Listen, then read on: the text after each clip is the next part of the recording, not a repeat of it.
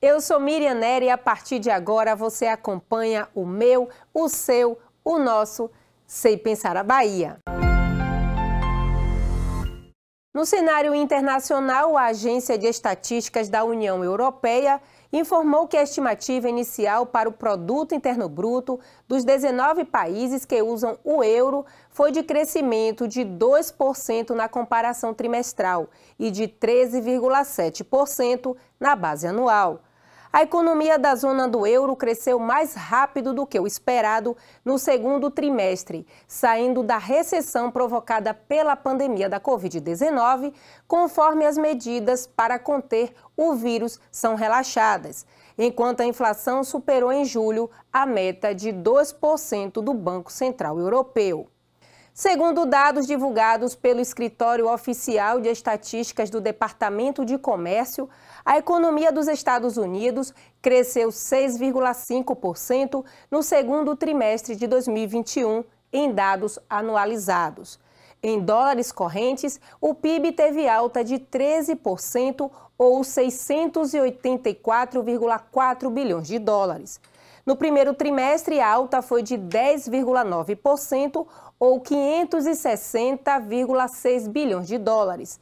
O crescimento do primeiro trimestre foi revisado levemente para baixo. Antes, estimado em 6,4%, foi reduzido para 6,3%. Agora vamos falar sobre o avanço tecnológico. Hoje nós vamos falar de uma plataforma de visualização de dados interativos que facilita a vida do cidadão e que é o Infovis. Quem vai falar sobre esse assunto é o coordenador de pesquisas sociopopulacionais da SEI, Rodrigo Cerqueira. As transformações digitais e o desenvolvimento dos sistemas de informação e comunicação têm trazido vários benefícios para os governos e seus cidadãos. Contribuições tecnológicas como inteligência artificial e Big Data têm levado a menos burocracia, mais transparência e redução de custos, gerando engajamento do cidadão. Neste contexto, a velocidade na análise de dados e informações tem se tornado um elemento central na tomada de decisões. Ter as informações e dados ao alcance das mãos ou a poucos cliques em um computador otimiza esse processo de tomada de decisão, além de aumentar o engajamento e interação dos cidadãos. A disponibilização destes dados em painéis interativos dá velocidade e flexibilidade às realizações das análises e, consequentemente, ao processo decisório. Aliado a isso, o baixo custo de ferramentas de código aberto e o domínio das ferramentas por servidores públicos torna-se um elemento a mais na busca pela redução e otimização do gasto público. Neste contexto, a ACEI lançou o Infovis Bahia, um portal de aplicativos interativos de visualização de dados de diversas áreas como saúde, demografia, segurança, PIB, entre outras.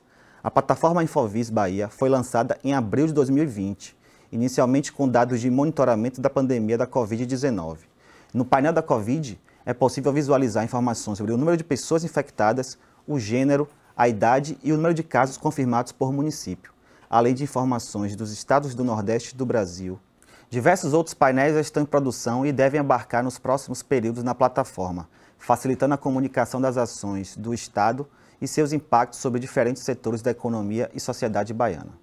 Todos os painéis hospedados no Infovis e construídos pela Diretoria de Pesquisas da SEI, a DPEC, são elaborados utilizando ferramentas de código aberto, sem necessidade de licenciamento de softwares e contratação de serviços para a elaboração e manutenção das plataformas. Além da utilização de ferramentas de código aberto, o Infovis é alocado em servidores na Prodeb, o que garante a realização de backups constantes, a atualização dos hardwares, alta escalabilidade e uma camada de segurança que a infraestrutura da rede governo proporciona a seus usuários. Hoje, o Infovis Bahia apresenta, além do painel da Covid-19, aplicativos com dados do PIB, da demografia, da agricultura do Estado. Estão previstos nos próximos dias painéis com dados sobre finanças públicas, segurança, entre outros. Para visualizar os painéis do Infovis, acesse o endereço www.infovis.sei.ba.gov.br. Obrigada, Rodrigo Cerqueira. Não saia daí, o Sei Pensar a Bahia volta já.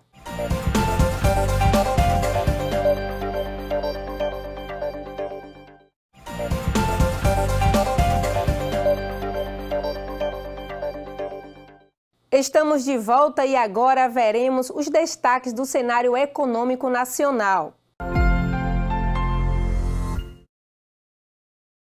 Dados divulgados pelo IBGE apontam que a produção industrial brasileira teve variação nula em junho, depois de avançar 1,4% em maio.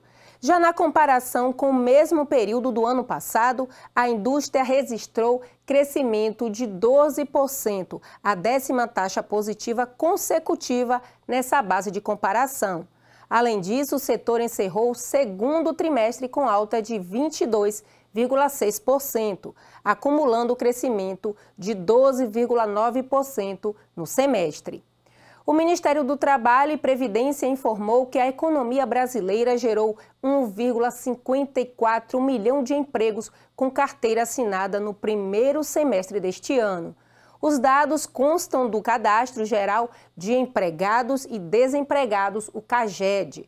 Ao todo, o Brasil registrou no primeiro semestre aproximadamente 9 milhões e 600 mil contratações contra mais de 8 milhões de demissões, gerando saldo positivo de 1,54 milhões de empregos criados.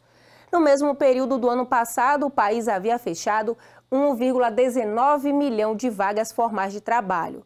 Segundo dados divulgados pelo IBGE, através da Pesquisa Nacional por Amostra de Domicílios, continua. A taxa de desemprego no Brasil ficou em 14,6% no trimestre encerrando em maio. Esta foi a segunda maior taxa de desemprego da série histórica iniciada em 2012. Você sabe o que é o CAGED? Cadastro Geral de Empregados e Desempregados, que foi criado como registro permanente de admissões e dispensa de empregados, sob o regime da Consolidação das Leis do Trabalho, CLT. Para falar mais sobre este tema, eu convido o economista da SEI, Luiz Fernando. O assunto de hoje é CAGED. O significado dessa sigla é simples: Cadastro Geral de Empregados e Desempregados. De forma concreta, trata-se de um registro administrativo. A responsabilidade por esse cadastro é do Poder Executivo Federal, mais especificamente do Ministério do Trabalho e Previdência. Tal registro contém as declarações prestadas pelos diversos estabelecimentos espalhados em território brasileiro quanto a qualquer movimentação dos empregados com vínculos regidos pela Consolidação das Leis do Trabalho, a nossa conhecida CLT, restringindo-se, portanto, ao universo dos trabalhadores com carteira assinada, também chamados de seletistas. O Cadastro Geral de Empregados e Desempregados foi criado por lei. A Lei de número 4.923, de dezembro de 1965. Por meio desta lei, a prestação de informações sobre admissões, desligamentos e transferências de trabalhadores passou a ser obrigatória. De caráter permanente, o CAGED, então, passou a servir como instrumento de acompanhamento e de fiscalização do processo de admissão e de desligamento de trabalhadores seletistas. Há ainda outros propósitos, como apoiar medidas contra o desemprego e contribuir para estruturar o pagamento do seguro-desemprego, a concessão do abono salarial, a reciclagem profissional e a recolocação do trabalhador. Ao reunir os registros das movimentações e disponibilizá-los em um intervalo relativamente curto de tempo, o CAGED credenciou como uma das mais importantes bases do país e se constituiu em relevante fonte de informações estatísticas sobre o mercado de trabalho. A cobertura expressiva agrega ainda mais valor a essa matriz de informações. Porém, é necessário destacar que, ao se limitar aos trabalhadores com carteira assinada, o CAGED se refere apenas a uma parcela do total de pessoas que trabalham. É possível conhecer os números do emprego para uma cidade específica? Sim, é possível. A possibilidade de desagregações configura-se em outra destacada virtude. Em termos geográficos, por exemplo, é possível uma investigação em âmbito nacional e regional. Com informações para Brasil, regiões, mesorregiões, microrregiões, unidades federativas e municípios. Outros fracionamentos também se mostram possíveis, como aqueles por setores econômicos e por ocupações. É possível ainda a obtenção de dados sobre os atributos dos empregados admitidos e desligados, tais como gênero, grau de escolaridade, faixa etária, raça-cor, remuneração mensal, horas contratuais de trabalho semanal e tempo de emprego. Assim, através do CAGED, uma gama de indicadores pode ser explorada. Total dos estabelecimentos informantes, número de admissões, número de desligamentos, saldo de emprego, variação relativa do emprego, taxa de rotatividade, total de admitidos ou desligados por faixa etária, por sexo, por grau de instrução, total de admitidos ou desligados segundo a ocupação e a remuneração, número de desligados segundo o tempo no emprego e a remuneração, entre outros indicadores. Tem interesse em dados conjunturais do mercado de trabalho formal? Os dados do CAGED são divulgados mensalmente pelo Ministério do Trabalho e Previdência. Tais registros, quando de sua divulgação, no entanto, não representam os números finais, pois ainda passam por atualizações nos meses seguintes. Afinal, nem todas as empresas conseguem informar até a data limite estipulada, abrindo espaço para o que se convencionou chamar de declarações fora do prazo. Além do mais, desde 2020, com o objetivo de unificar e simplificar a prestação de informações relativas a trabalhadores e empresas, o sistema de captação está em mudança para o E-Social, Sistema de Escrituração Digital das Obrigações Fiscais e Previdenciárias e Trabalhistas. Diante da natureza distinta de captação, das diferenças na cobertura, como, por exemplo, a obrigatoriedade de declaração dos vínculos temporários a partir de agora, e da falta de registros de desligamentos, problema contornado pela imputação de dados de outras fontes, importante salientar que as comparações com anos anteriores devem ser realizadas com cautela. Enfim, as informações provenientes do CAGED são de extrema relevância, pois auxiliam a análise e o entendimento da dinâmica do mercado de trabalho formal, subsidiando assim estudos que visam captar as tendências mais atuais, e também reúnem potencial de amparar a elaboração de políticas públicas para o emprego. Lembre-se, entretanto, que há ainda outras fontes tão importantes quanto, por exemplo, Pesquisa Nacional por Amostra de Domicílios Contínua, a PNAD contínua do IBGE, Relação Anual de Informações Sociais, a RAIS, do Ministério do Trabalho e Previdência, e Pesquisa de Emprego e Desemprego, a PED do DIEESE. Quer saber mais? Ficou curioso sobre o conteúdo próprio do CAGED? A CEI, em sua página na internet, reúne os principais resultados.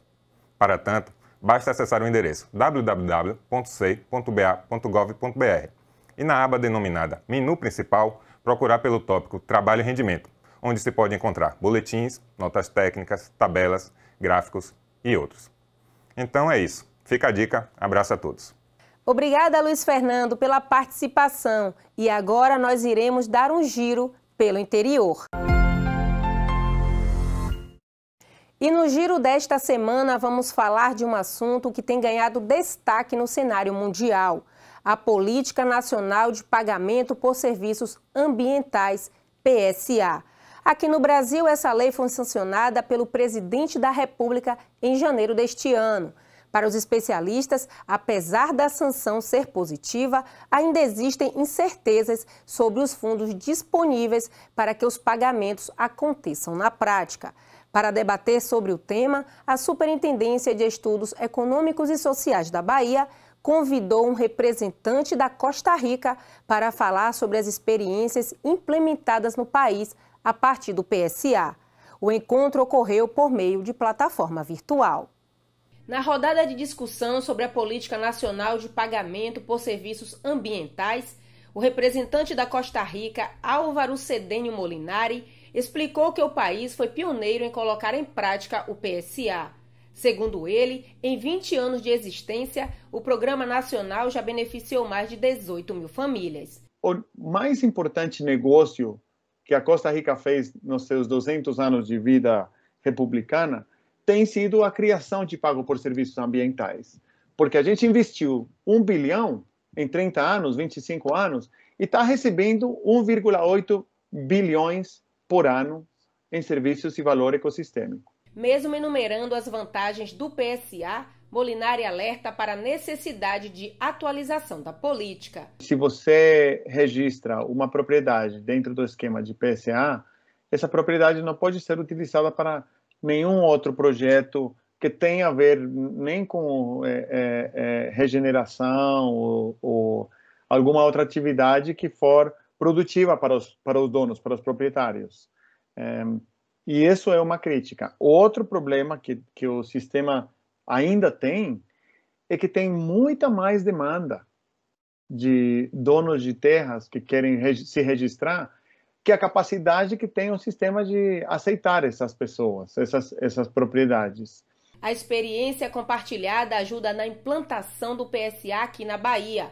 A região da Chapada Diamantina foi a escolhida para a iniciação dessa política, por ser uma localidade rica em florestas e biodiversidade. Quando começou o PCA, originalmente, sobretudo porque tinha pouco dinheiro para investir, originalmente faziam umas pesquisas para determinar se o terreno tinha alto valor ecossistêmico. Então, se tinha alto valor ecossistêmico, davam prioridade. Se ficava perto de um rio, se ficava numa montanha onde tem muita chuva, então tinha um pouco mais de valor ecossistêmico, e aí priorizavam para dar dinheiro nessas propriedades. Desde a aprovação da lei do PSA, o Brasil está em processo de regulamentação e implantação do projeto no país.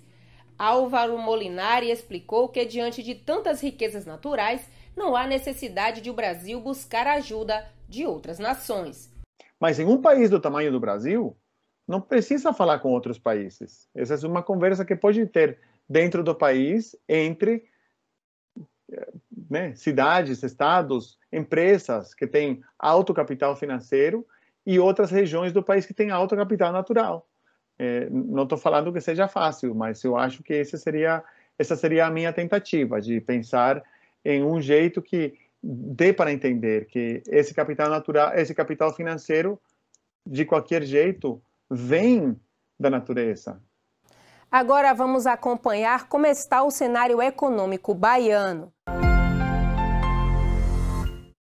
A indústria de fertilizantes Unigel anunciou o investimento em uma fábrica de amônia verde em Camaçari, que deve entrar em operação até o fim de 2022. Para o projeto, a empresa converterá uma antiga unidade hoje fechada. Essa será a primeira fábrica de amônia verde do Brasil, uma das primeiras e maiores do mundo. A matéria-prima será obtida a partir do hidrogênio da água e do nitrogênio do ar, sem nenhuma participação de combustíveis fósseis. A União deve ao Estado da Bahia 8,7 bilhões de reais em precatórios, dívida contraída após condenação em instância final pela Justiça, referentes ao Fundo de Manutenção e Desenvolvimento do Ensino Fundamental e Valorização do Magistério, o Fundef. Para o governo da Bahia, se a União não cumprir a decisão da Corte, o governo federal tentará mais uma vez subtrair os direitos dos mais pobres. Os portos da Bahia registraram um aumento de 28,54% nas movimentações do primeiro semestre de 2021, em relação ao mesmo período do ano anterior. No somatório de importações e exportações, o total de cargas acumuladas foi de mais de 6.578.000 toneladas, recorde histórico de cargas movimentadas na primeira metade do ano, enquanto que em 2020 foi de 5.200.000 toneladas. Eu fico por aqui até o nosso próximo encontro e não esqueça, foi um prazer estar com você.